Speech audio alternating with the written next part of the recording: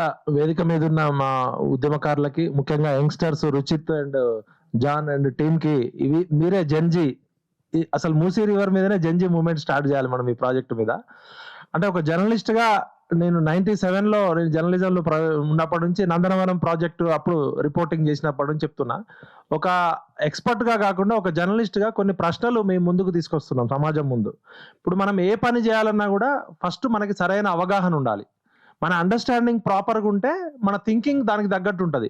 అంటే మన అవగాహనకి మన ఆలోచనకి లింక్ ఉంటుంది. మన అవగాహన కరెక్ట్గా ఉండి మన ఆలోచన కరెక్ట్గా ఉంటే అది ఆచరణ రూపంలో అభివృద్ధి అవుతుంది. ఈ ప్రభుత్వానికి అసలు మూసీ నది పట్ల అవగాహన లేదని చెప్పడానికి ముఖ్యమంత్రి గారు మాట్లాడుతూ చాలా దారుణంగా మాట్లాడారు. ఏమన్నారంటే, అసలు ఎవడన్నా మూసీ అనే పేరు పెట్టుకుంటారా? ఎవడన్నా గోదావరి పెట్టుకుంటారు, కృష్ణా పెట్టుకుంటారు, కానీ అసలు మూసీ అనే పేరు ఎవరైనా పెట్టుకుంటారా అన్నారు.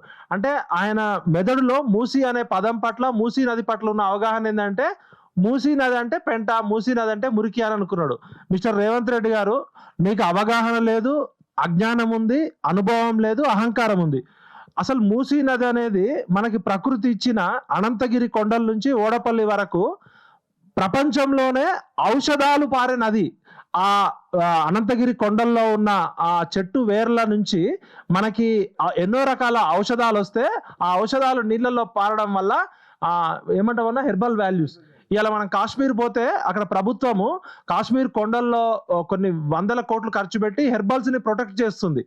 అంటే ప్రకృతి మనకి వరంగా ప్రసాదించిన హెర్బల్స్ ని కాపాడుకునే జ్ఞానం లేని ఈ పాలకులు మూసీ నది మనకి హర్ దర్ద్ కా దవా జిందా తిలిస్మాత్ అన్నట్టు మూసీ అనంతగిరి కా హవా 1 लाख రూపాయ. అంటే అప్పట్లో అనంతగిరి కొండల్లో చెట్లల్లో వచ్చే గాలి పీల్చినా కూడా 1 లక్ష రూపాయలు పెట్టినా రానంత ఆరోగ్యం వస్తుంది, ఎన్నో రకాల రోగాలకి ప్రకృతే వైద్యం అని చెప్పి నిజాం కాలంలోనే అనంతగిరిలో ఒక రోగుల కోసం ఒక సెంటర్ పెట్టారు.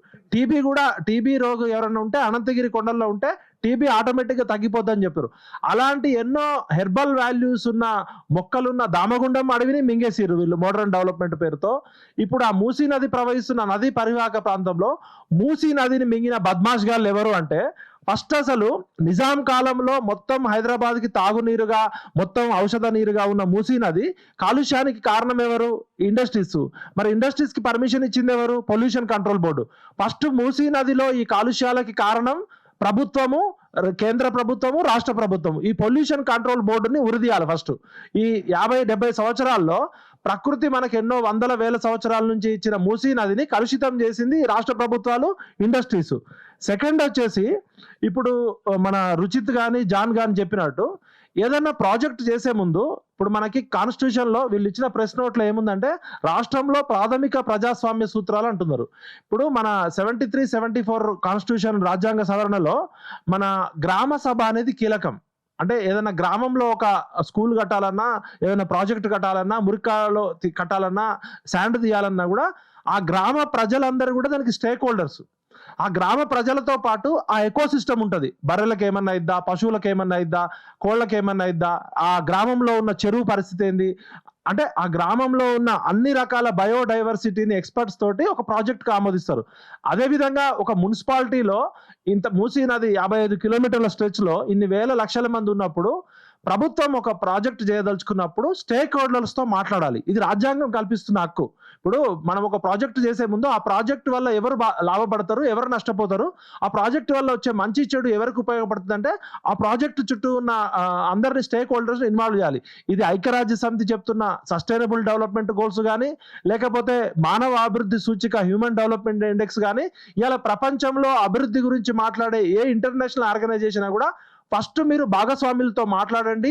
చర్చి, డిబేట్, డిస్కషన్, డైలాగ్ అనేది ప్రజాస్వామ్యంలో కాదు, ఈవెన్ కువైట్, రాజరిక దేశాలు, నియంతృత్వ దేశాల్లో కూడా ప్రభుత్వాలు మాట్లాడుతున్నాయి. ఎందుకంటే మనమంతా నాగరిక సమాజంలో ఆలోచిస్తున్నాం, ప్రశ్నిస్తున్నాం.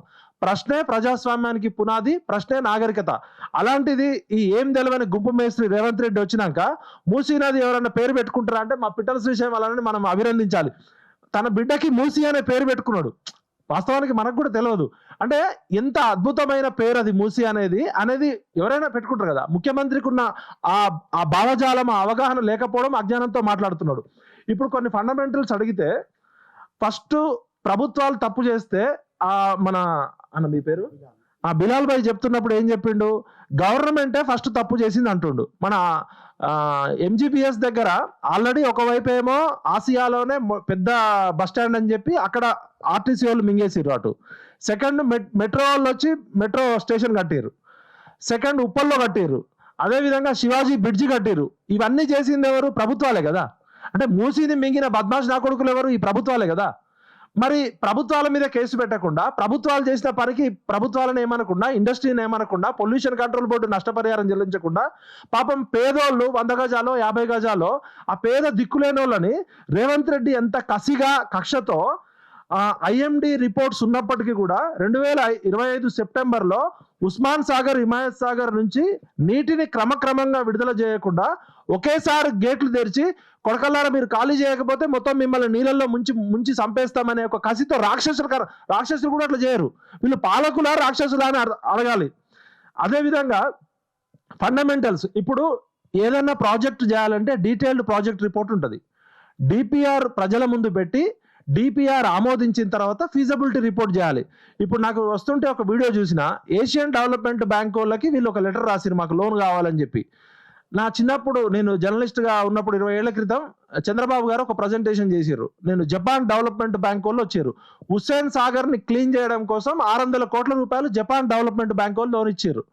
మరి 600 కోట్లు చంద్రబాబు నాయుడు ప్రభుత్వం ఉన్నప్పుడు 600 కోట్లు హుస్సేన్ సాగర్ లో పోసిరు. హుస్సేన్ సాగర్ క్లీన్ అయిందా ఇప్పటికి?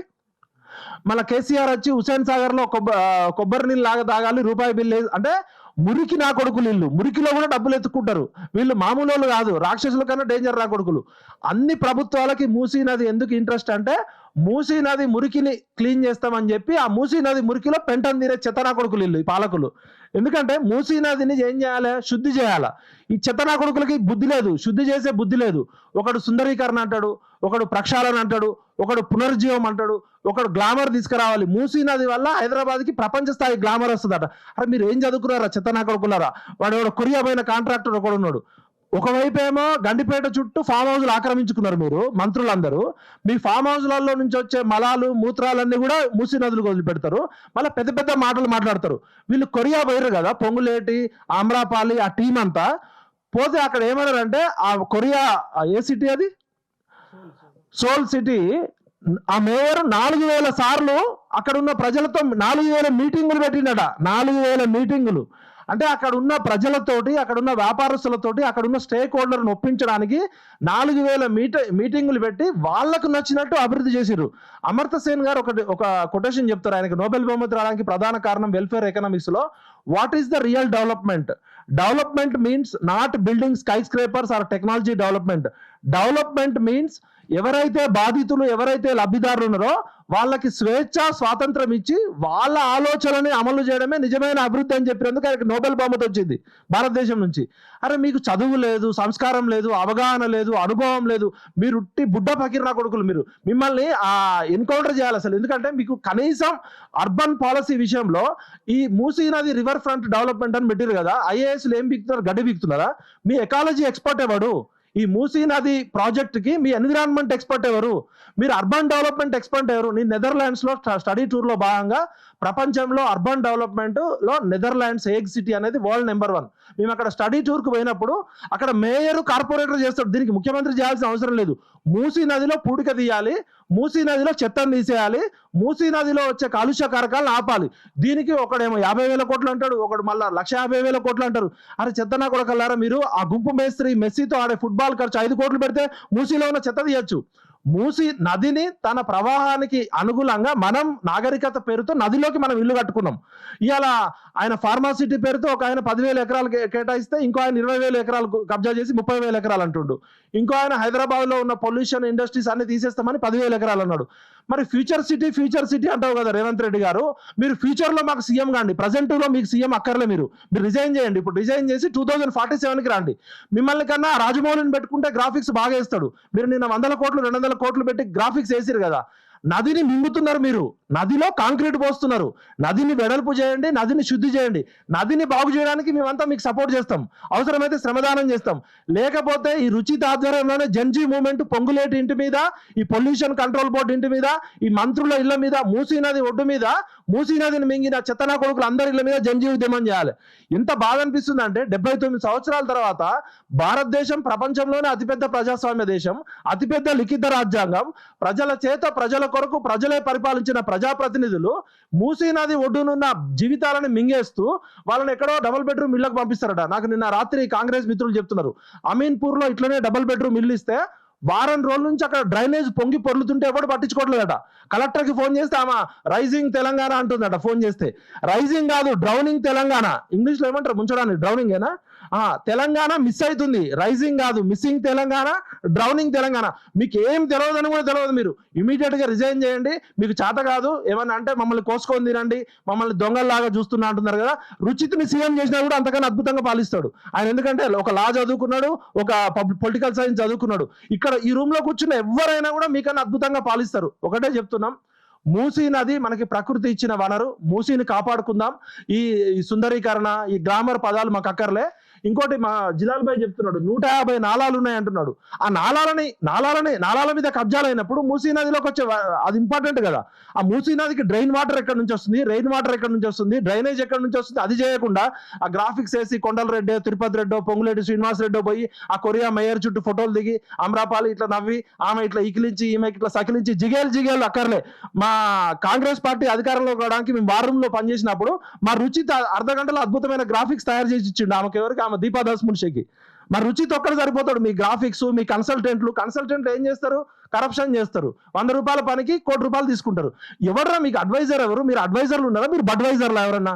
లేదా తాగి పడుకుంటున్నారా మీరు? మీ ఎకాలజీ ఎక్స్పర్ట్ ఎవరు? మీ ఎన్విరాన్మెంట్ ఎక్స్పర్ట్ ఎవరు? మీ అర్బన్ ప్లానింగ్ ఎక్స్పర్ట్ ఎవరు? మీకు హెల్త్ ఎక్స్పర్ట్ ఎవరు? ఈ మూసీ నది, మా అన్న చెప్తున్నాడు సూపర్ బగ్గులు వచ్చినాయట. ఇప్పుడు ఒక సినిమా చూసినా నేను ఆ మధ్య, ప్యారిస్ లో తిమింగలం ఏదో వస్తే ఆ తిమింగలాలను చంపడానికి ఎవరో చేస్తే ఆ తిమింగలాలు మొత్తం ప్యారిస్ నగరాన్ని మింగేసినాయి. ఆ సినిమా ఏదో వస్తుంది, షార్కులు తిమింగలాల మీద. అట్లనే ఈ మూసీ నదిని ఉన్నట్టు శుద్ధి చేస్తే సరిపోద్ది. మీరు ఏం రియల్ ఎస్టేట్ వెంచర్లు వేయక్కర్లే, మీరు ఏం మాకు డెవలప్మెంట్ చేయక్కర్లే. మీ అజ్ఞానం సరిపోతుంది. మీరు ఓటుకు నోటు దొంగలు. ఏదో వేల కోట్ల రూపాయలు వచ్చినాయి కాబట్టి దిక్కులేక అక్కమ్మగుడు అనేది సామెత అన్నట్టు మీరు దురదృష్టవశాత్తు ఫ్లూక్ లో వచ్చిన మినిస్టర్ రేవంత్ రెడ్డి గారు, మీరు గుంపు మేస్త్రి నాలెడ్జ్ చాలు. మీరు మూసీ నదిని ఏం చేయక్కర్లే. మేము అవసరమైతే ఒక 5 కోట్లు 10 కోట్ల చందాలు వేసుకొని మేము బాగు చేసుకుంటాం. మీరు మూసీ నదిని శుద్ధి చేస్తే మీకు సపోర్ట్ చేస్తాం తప్ప, మూసీ నది పేరుతో రియల్ ఎస్టేట్ వెంచర్ వేసి వాళ్ళ అన్నదమ్ముళ్ళు వాళ్ళ చుట్టాలంతా కొనుక్కున్నారట సిటీ సెంటర్ లో. అది ల్యాండ్ స్కామ్ అవుతుంది. కాబట్టి మీరు చేసే పోరాటము దీంతో తెలంగాణలో మూసీ రివర్ ఫ్రంట్ పేరుతోటి జన్జీ ఉద్యమం స్టార్ట్ చేయండి. ఈ కొడుకులందరినీ మూసీలు వేసి బొంద పెడదాం. జై తెలంగాణ, సేవ్ మూసీ రివర్.